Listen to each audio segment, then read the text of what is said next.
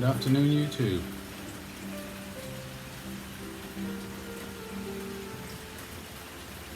Well, we got surprised by rain today. A couple of days ago, everyone thought this was going to be a sunny week. But on this Tuesday, it's coming down quite a lot. But we need it, so it's good that it continues a bit more. It's greening up my lawn nicely.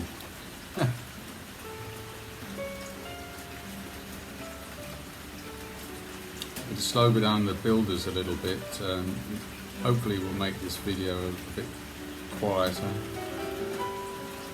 I'll show you actually one or two photos of what it means when you're replacing all the pipes in the street. Take a look at this. So that's just in front of my house, and here you see the work is going on along the whole street. It'll take another month. It's an amazing project. At the moment there's a trench in front of my driveway and a little tiny aluminium bridge that I can get out step for step. Anyway, today is the third in the series, my mini series of sweet bombs. And as I mentioned, it's Eileen's dream. Now, Tobacco Reviews gave this blend 2.9, which is in the very good range, nothing wrong with that. But it was, again, quite a scatter between the lovers, 3 and 4 stars, and the haters, 1 and 2 stars. Let's look at the facts. That's how it looks. Very dark, a lot of black Cavendish of course in it. Quite flowable, not as oily as Malted Dolce, but obviously a little bit of oily topping there, but not too extreme. Flows quite nicely, it's not as sticky as Malted Dolce. So, a little bit, for me, a more appetite appearance at least. Totally beautiful tin note. Chocolate, Baileys and sort of chocolatified raisins, my wife was saying. And the smoke note also sweet, and you pick up that chocolate. So it's a very sweet blend that goes in the direction of chocolate. If you like chocolate, but there's quite a bit of sophistication, I think, again here to the nuances of the chocolate. Just as with Malted Dolce, there were nuances with the vanilla. So depending if you're a vanilla person or a chocolate person, you have a nice choice here. It comes quite moist, but not excessively, and with a sort of half-hour drying, I think, if you like it dry and you have a dry day and a dry atmosphere, which I don't have here, it wouldn't take you long to get it into the dryness that you like. So as you see, it needs a little bit of drying, but it's you could put it straight in, as I've had to do here, because I've got no chance to dry it.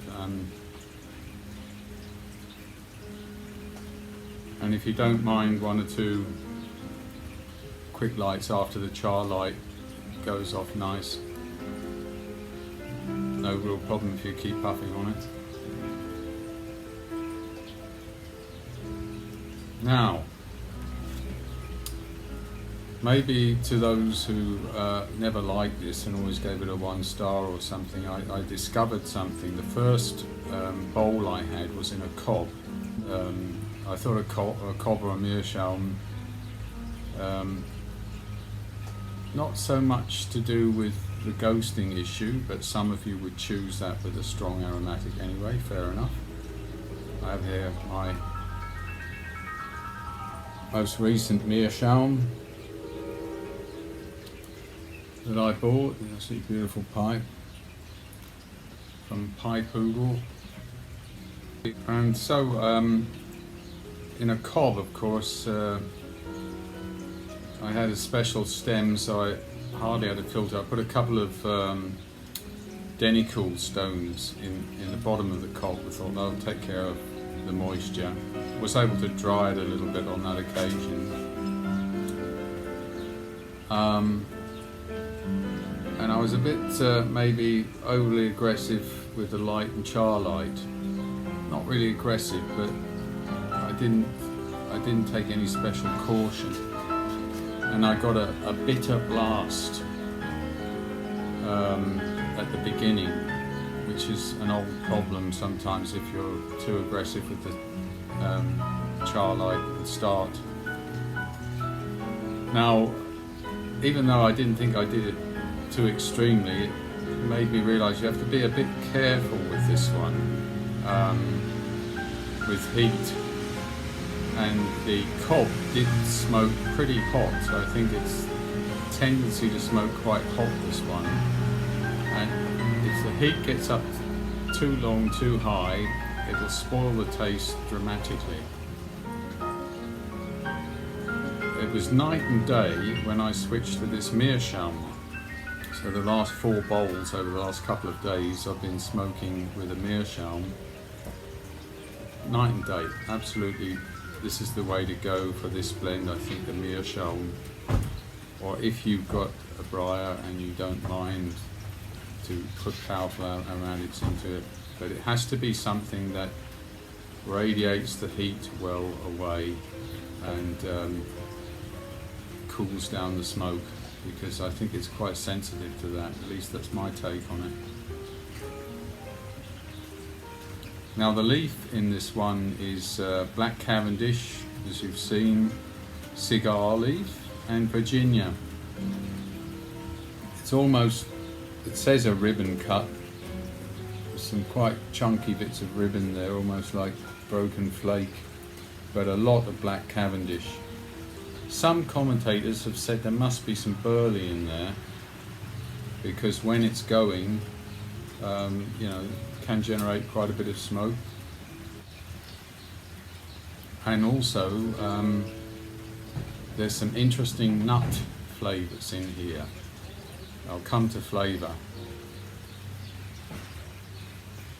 So it might be that Tobacco Reviews doesn't mention anything about burley, and I didn't find it anywhere else on the tin or in the insert. But it's possible, the way it smokes, there's maybe a bit of burley in there. So the casing, by the way, these are my notes.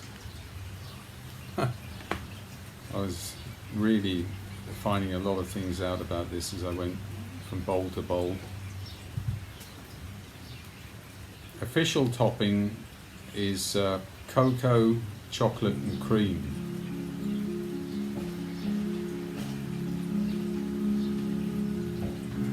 It is mentioned that there's probably some kind of liqueur in it, Irish mist.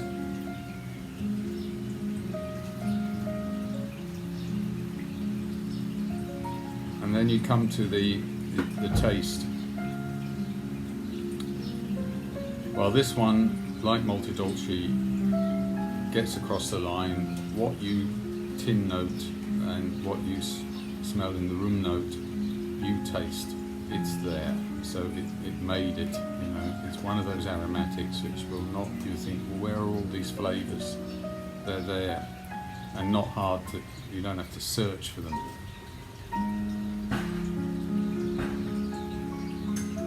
Now, as I said, the sophistication is, one can say chocolate, but then for me it was chocolate, vanilla milk, chocolate milkshake. I think there's some cocoa milk also in the topping, and that sort of makes it creamy and milky. So that adds a direction of the nuance.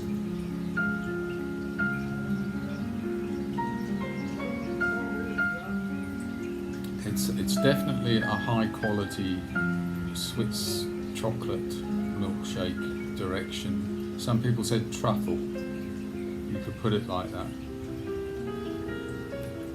And there's a kind of nutty thing. For me, it was almond. Some people said hazelnut.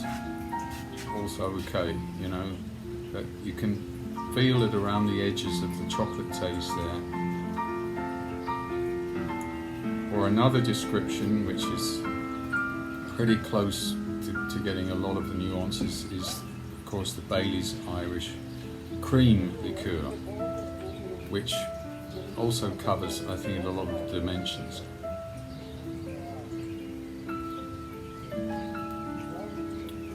Very, very nice. If you smoke it gently, little bit the breathing method to blow heat out of the bowl, you know. There's a nice video which I will link down called The Aromatic Pipe, and this gentleman taught me sometimes it's best to just do a minimal light, get a little hot cherry area of burning, and let it roast the tobacco around it, and just go real gently. It depends, I think, on the tobacco. Sometimes if you do it too minimally, it goes out. But this one profits from gentle relights and gentle starter light and char light.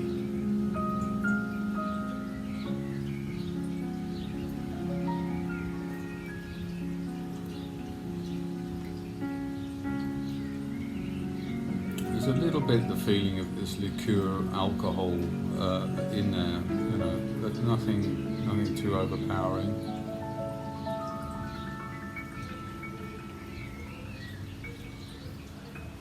But it's really nice. I mean, I like this very much, as much as malted Dolce, certainly. But it's on the chocolate direction. It's pretty low to medium nick. I mean, you know, after a couple of consecutive bowls, I didn't really feel too much. So I think the nick, for those that like it lower, is fine.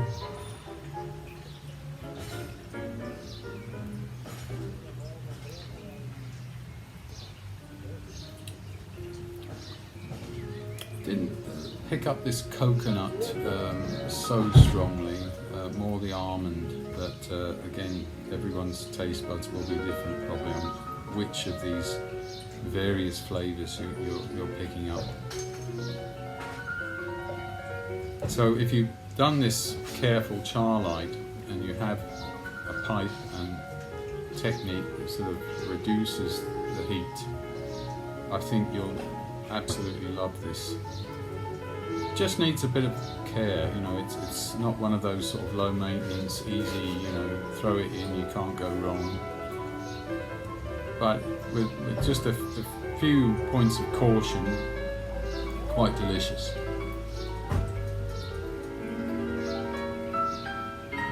No bite at all.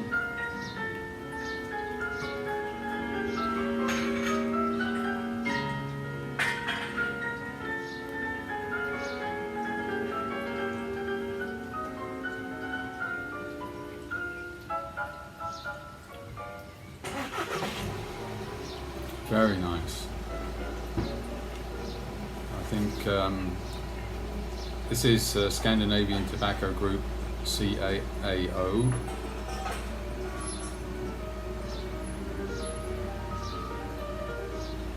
And I think they've done this one very nicely, absolutely fulfills what I was looking for, something that promises from the aroma, you know, the taste that absolutely doesn't disappoint. What other blends is it like?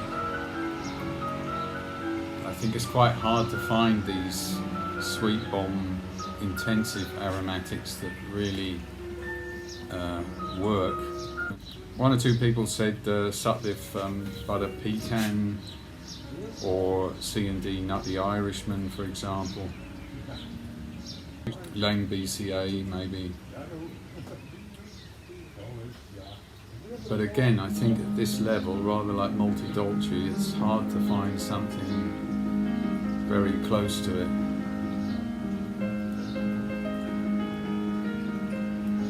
When would you smoke this? St. Patrick's Day, maybe? Bailey's Irish liqueur? Certainly a celebration day, Christmas for example, or when, you know, rich sweet things are fitting.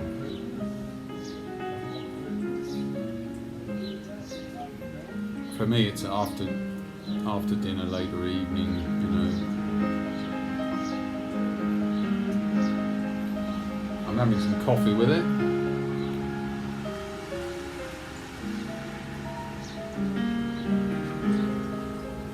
Certainly that would be one drink. You might have a Bailey's or an Amarula with it as a liqueur. Maybe an Irish whiskey would be fitting. A little bit with to contrast the sweetness.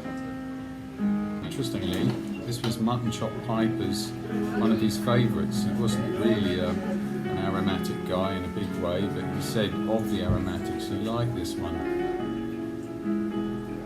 I think it was one of the last videos he published. I do hope it will come back to YTPC.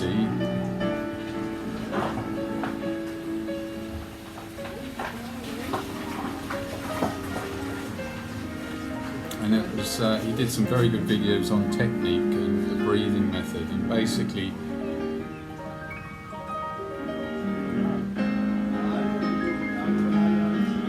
take a puff in and blow the heat out a little bit of the bowl, very gently, and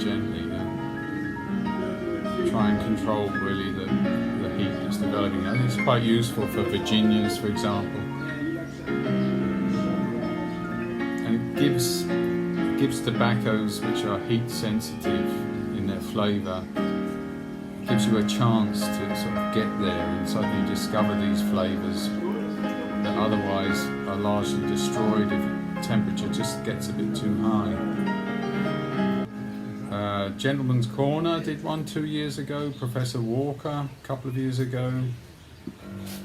The Gadget Guy, Cutlery Lover, he did one 8 years ago. Smokity Smokes did one 5 years ago, and a chap called Heavy Metal Piper 1 year ago. And most of them, I think, enjoyed it and liked it. Some gave it the star rating. Mutton Chop thought it was 4 stars, or 4 smileys on his scale, and Heavy Metal Piper said he thought it was a 4-star.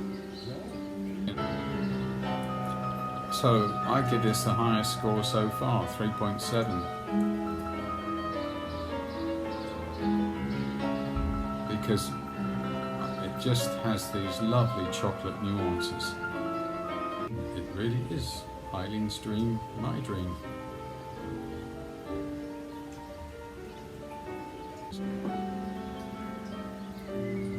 Playing some Franz Liszt because he was more the romantic pianist.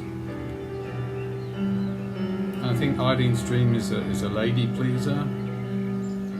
So if you have guests or people are around having a smoke on the table on the terrace or something, or wherever, that fits as well, or with your wife on a special occasion. And just occasionally, if you give it a sort of double puff, it's actually boom of truffle white chocolate milkshake kissed by almond. It's actually exquisite, it really is. Certainly not chemically or anything cheap about this. It's good tobacco, and I like it when there's a fair amount of Cavendish in black Cavendish, because some of this sweetness, some of it is coming from there. So a bit from the Virginia. So there is a sort of natural contribution, even though this is heavily, of course,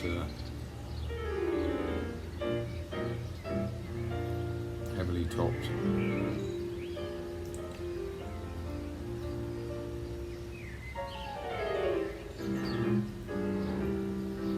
So, that's Eileen's dream.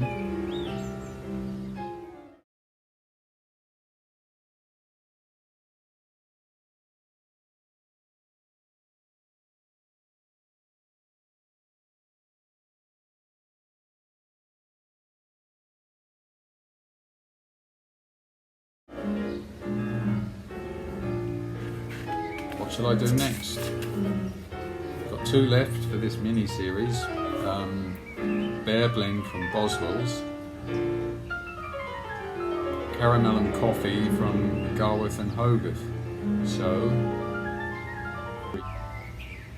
I would propose the Garworth and Hogarth caramel and coffee, which is this sort of heavy sweet direction, caramelly and that kind of thing. And the last one I'll do is the Boswell Bear blend, because that's more a cherry, a kind of cherry caramel blend. All right, so I will have a nice relaxed time finishing. You see, I've started with a full bowl and still I'm only about 10-15% the way down,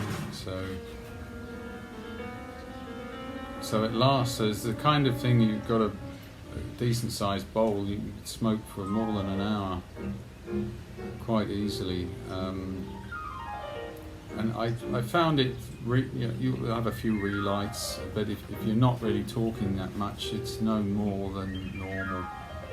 As I said, I put this in almost out of the tin in that moisture level, so not really an issue. Nice thing about meerschaums is, of course, they can handle that.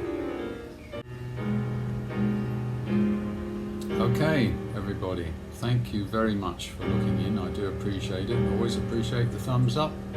If you're new to my channel and want to subscribe, I would be delighted to have you on board. Thanks very much, and next coming up is caramel and coffee, Garworth and Hogarth, and in a couple of 3 days I shall show you that one. Take care everyone, bye bye.